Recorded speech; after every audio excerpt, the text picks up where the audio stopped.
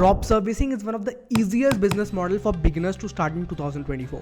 क्योंकि मैंने ये ऑब्जर्व किया कि जितने भी एजेंसी ओनर्स और फ्रीलांसर्स होते हैं उनको हम दो कैटेगरी में डिवाइड कर सकते हैं। पहले कैटेगरी के लोग वो होते हैं जो अंदर से बहुत ही क्रिएटिव होते हैं, जिनको एक्चुअल में काम करना पसंद है, जिनको एक्चुअल में वीडियो एडिटिंग करना पसंद है, जिनको एक्चुअल में ग्राफिक डिजाइनिंग करना पसंद है, जिनको एक्चुअल में कंटेंट राइटिंग करना पसंद है। और दूसरी टाइप के लोग वो होते हैं जिनको बिजनेस बनाना है, उनको इतने अच्छे से वीडियो एडिटिंग नहीं आती, उनको इतने अच्छे से ग्राफिक डिजाइनिंग नहीं आती, बट उनको बिजनेस के फंडामेंटल्स पता है।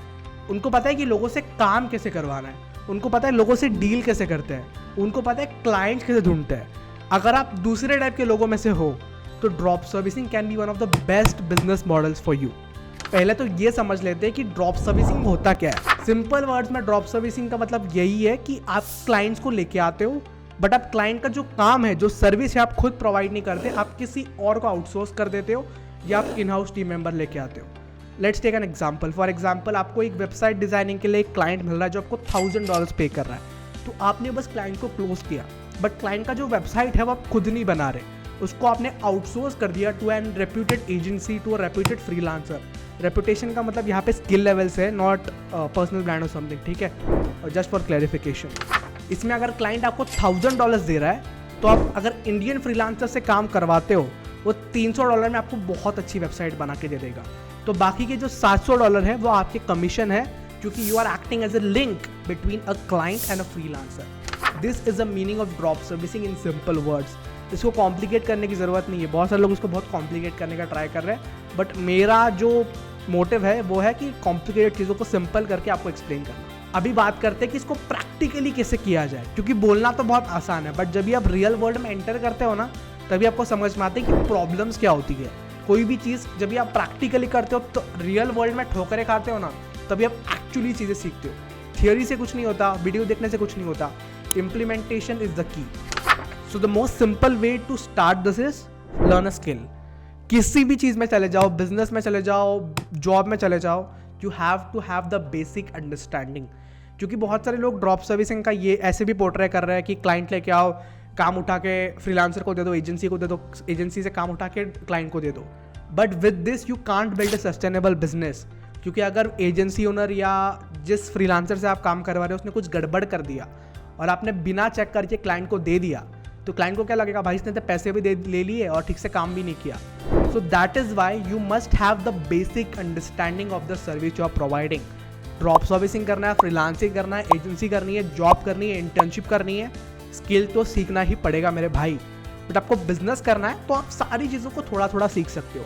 अगर आपको फ्रीलांसर बनना है, अगर आपको वीडियो एडिटर बनना है, आपका लॉन्ग टर्म विजन यही है कि I want to edit films, I want to go into web series, so go bullish on video editing. भाई देखो, बिजनेस साइड में आने की जरूरत नहीं है।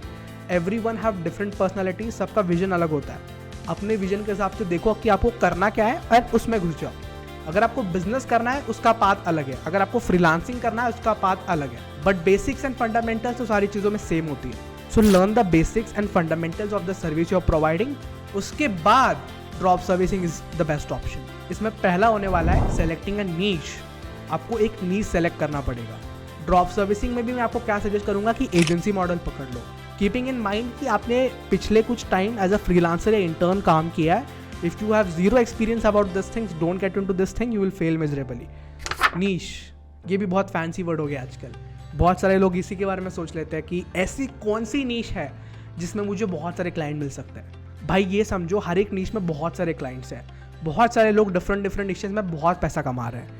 बट नीश सेलेक्ट करते हो, मेरे पास जो लोग आते हैं कंसल्टेशंस के लिए या मेरे पास जो लोग एडवाइस मांगने के लिए आते हैं, मैं उनको एक ही एडवाइस देता हूँ, ऐसे नीशेस को टारगेट करो जहाँ पे एक तो डिमांड हो कि बहुत सारे लोगों को उनकी सर्विस खरीदनी है, और दूसरा मेरा एडवाइस ये होता है कि ऐसे नीशेस को टारगेट करो जिनको कोई टारगेट नहीं कर रहा है। लोग क्या गलती करता है कि अगर आप एक short form video editing agency start कर रहे हो तो सब लोग पॉडकास्टर्स को ही टारगेट करेंगे। वो लोग ने एक पॉडकास्ट देख लिया ऑनलाइन पे कि मेरे को वीडियो एडिटिंग एजेंसी स्टार्ट करनी है और मैं पॉडकास्टर्स को टारगेट करूंगा, तो सारे लोग पॉडकास्टर्स को ही टारगेट करने लग जाते हैं। भाई आजकल मैं देख रहा हूँ पॉडकास्टर्स को एक दिन में 10-15 ईमेल्स आ रही है और लोग फ्रस्ट्रेट हो रहे हैं, भाई सब लोग हमको ईमेल भेज रहे हैं। तो मेरे भाई सिर्फ पॉडकास्टर्स को वीडियो एडिटिंग की ज़रूरत नहीं पड़ती है, कितने सारे लोग हैं मार्केट में, उनको भी वीडियो एडिटिंग की ज़रूरत है, बट उनको कोई रीच आउट नहीं कर रहा। तो देखो गूगल पे जाके कि कितने सारे डिफरेंट नीशेस है, niches that require video editing. ChatGPT पे जाओ भाई, आपके पास खुला नॉलेज है, सब कुछ अवेलेबल है, but you are not taking that action, you are not taking that extra effort. That's the problem. The reason you are not getting clients is you are not putting in the efforts. भाई जिनको clients मिल रहे हैं उनके पास कोई magic pill नहीं है, they are putting in the efforts. वो लोग वो गैप को ढूंढ रहे हैं और वहां पे वो लोग केटर कर रहे हैं.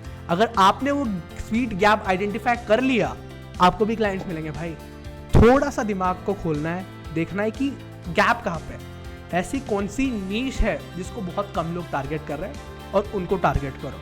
और इसमें एक और गड़बड़ क्या करने का लग जाते हैं लोग कि ऐसे निशेस को टारगेट करते हैं जहाँ पे डिमांड ही नहीं है. इसलिए मैंने स्टार्टिंग में डिमांड भी बोला. अगर आप गूगल पे जाके देखोगे और ऐसे निशेस को टारगेट करोगे जिसका नाम आपने सुना नहीं है, तो उसका डिमांड भी देख लो कि कितने सारे लोग. अगर आप एक माइंडसेट कोच को टारगेट कर रहे हो तो दैट्स अ हाई पेइंग नीश, उनको कंसल्टेशंस का ये होता है. अगर आप फिटनेस कोच को टारगेट कर रहे हो तो that is also high paying niche. तो ये सारी नीशेस में लोग पैसा कमाते हैं. बाय डिमांड आई मीन कि जिसको आप टारगेट कर रहे हो वो पैसा कमाता है कि नहीं, क्योंकि अगर वो पैसा नहीं कमाता तो आपको वो पैसा नहीं देगा. सिंपल फंडा है. अभी बात करते हैं कि सर्विस प्रोवाइडर्स को कैसे ढूंढे जिनको हम लोग आउटसोर्स कर सकते हैं. ये एक टीम कैसे बनाए. आपके पास दो ऑप्शंस है. एक तो आप काम आउटसोर्स कर सकते हो या आप इंटर्न्स की भी टीम हायर कर सकते हो, क्योंकि now you have the basic understanding of the service you are providing. अगर आपको इतने हाई पेइंग क्लाइंट्स नहीं मिल रहे तो आप इंटर्न्स भी हायर कर सकते हो. मैंने जब मेरी जर्नी स्टार्ट की थी एज अ एजेंसी ओनर, मैंने भी इंटर्न्स को हायर किया था. I was the brain of my company, but interns को मैं काम सिखा रहा था. उनको सब कुछ बताना पड़ता था कि यहाँ पे ये लगाना है, यहाँ पे वो लगाना है, बट कम पैसे में कर रहे थे. मेरे को सामने से अगर 1000 रुपये मिल रहा है तो मैं उनको 300 देता था, 700 में रखता था, बट मेरे को बहुत एक्टिवली इन्वॉल्व होना पड़ता था. सो डिपेंड्स अपॉन यू कि आप अपने करियर में कौन से स्टेज पे हो. अगर आपके पास टाइम है तो उनको टाइम से पे करो, उनको सिखाओ. बहुत सारे लोग हैं जो सीखने के लिए तैयार है. ऐसे भी लोग हैं, आई नो कि बहुत डिफ़िकल्टीज़ है हायरिंग में, बट अभी बहुत सारे लोग हैं जिनको कुछ करना है. अपने एरिया में देखो, अपने दोस्तों में देखो, अपनी फैमिली में देखो, जिनको कुछ सीखना है उनको हायर करो. तो ओवर टाइम वो सीख जाएंगे और अच्छे से काम करने लग जाएंगे. बट अभी भी आपको थोड़ा बहुत इन्वॉल्वमेंट लगेगा. और जब भी आप नेक्स्ट स्टेज पे चले जाते हो, जब भी आप स्केलिंग पे आ जाते हो, अभी आपके पास टाइम नहीं है मेरे भाई. Now you need best video editors, best graphic designers, best everything. अभी आपको सिर्फ एक्सपीरियंस लोगों को हायर करना है. जब भी आप स्टार्ट कर रहे हो तभी आपके पास इतना पैसा नहीं है देने के लिए, तो आप बेस्ट लोगों को अफोर्ड नहीं कर सकते. तभी you are the best person in your agency.